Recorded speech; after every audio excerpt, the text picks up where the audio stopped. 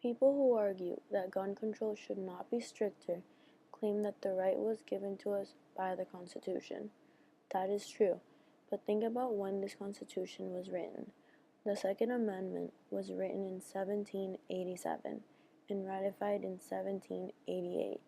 It says, "A well-regulated militia being necessary to the security of a free state, the right of the people to keep and bear arms shall not be infringed." This was ratified 225 years ago. Imagine all the political, economic, and social change that has occurred during those 225 years. The Sandy Hook shooting occurred on December 14, 2012, and since then, about 28,117 people have died from gun violence. Everybody thought that would change. And this number just keeps on escalating by the minute. This is all because of how soft the gun control laws in the United States are.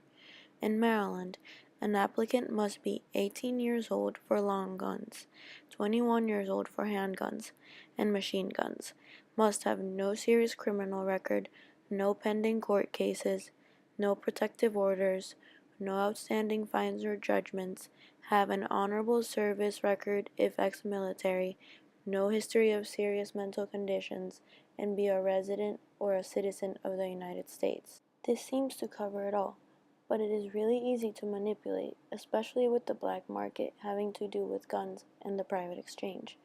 A person trying to buy a gun doesn't get a background check unless they are getting the gun from a federally licensed firearms dealer.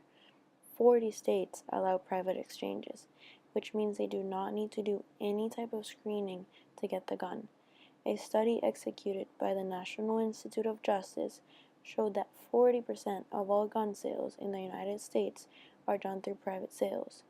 In 2011, 16.4 million guns were sold, which means 6.56 million guns were sold through private exchange. This year, in the first 6 months of 2013, 11.4 million guns were sold, which means that 4.56 million guns were sold through private sales. All these guns given to people without any type of background check. 2013 is predicted to mark record gun sales in the United States. And we would think that after all the tragedies that happened with guns in the United States, things would change, right? Well, they haven't at all. Instead, they have gotten worse. In comparison to other countries, in every 100 people in the United States, 88.8 people have firearms. In every 100 people in Canada, only 30.8 people have firearms.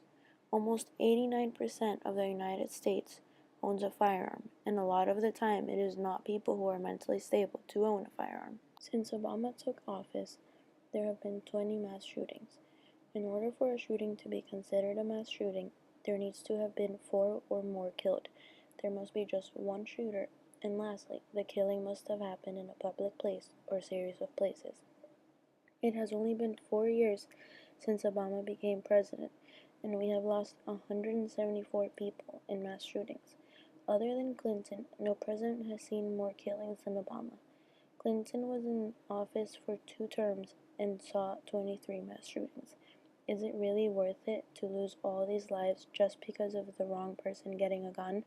And not just because of one wrong person getting a gun, but anyone who has ever killed someone when it wasn't for self-defense or in a war. Here are some 911 calls from Sandy Hook. Newtown 911, what's the location of the emergency? Sandy Hook School. I think there's somebody shooting in here. Sandy Hook School. Okay, what makes you think that? Because somebody's got a gun. I saw a glimpse of somebody. They're running down the hallway. Okay. They're still running. They're still shooting. Sandy Hook School, please. Oh. Barbara. How close are you guys to arriving on scene? What? How close are you guys? A female shot in the foot. You got a female party shot in the foot. Yep, she's in. Advise ambulance. Right by the playground, room okay. number 1. Oh, I know that. Okay. Where are you? Are you okay right now? Yeah. Okay. Where's room 1 in the school? Facing the playground. Where are you? facing the playground. On the playground? Facing towards the playground. Okay. Are you safe right now?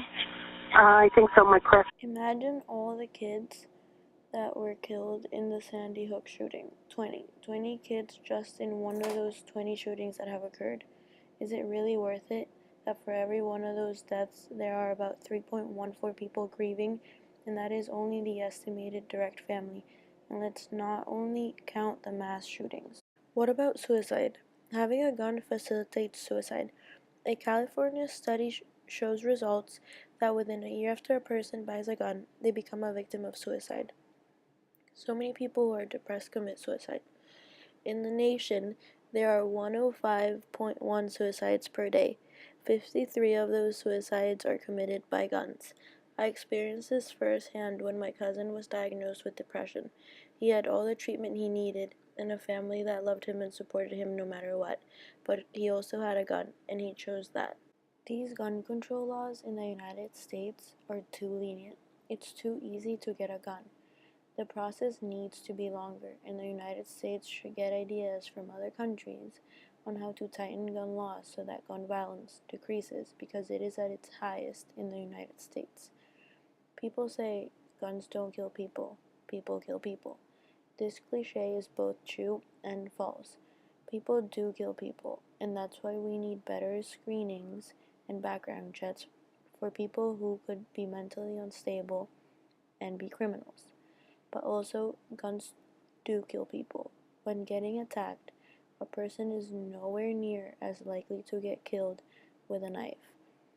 Of the 14,022 homicides committed in 2011, 11,101 were committed with a firearm.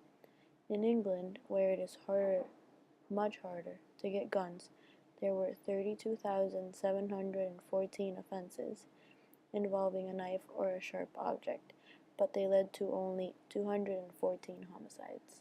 Gun violence is a public health issue, and a big one. According to the United States Center of Disease Control and Prevention, in the 10 years from 2000 through 2009, more than 298,000 people died from gunshots in the United States, about 30,000 people a year. If you exclude natural causes of death and consider only deaths caused by injury, it is the second leading cause of death over the time span. Only car accidents killed more people. Obama has started to take more measures and is demanding that gun laws get straightened, requiring background checks for sales online, private sales, and gun show sales. Let's hope that this is all a good start to the safety of the children, because we cannot keep using the excuse about the Second Amendment being the reason why we need guns. Are 32,000 lives worth it a year? Is one life worth it? A life, a family, a loss of future, sadness, depression, loss of dreams. Is it worth it? I think the answer screams louder than any words can describe.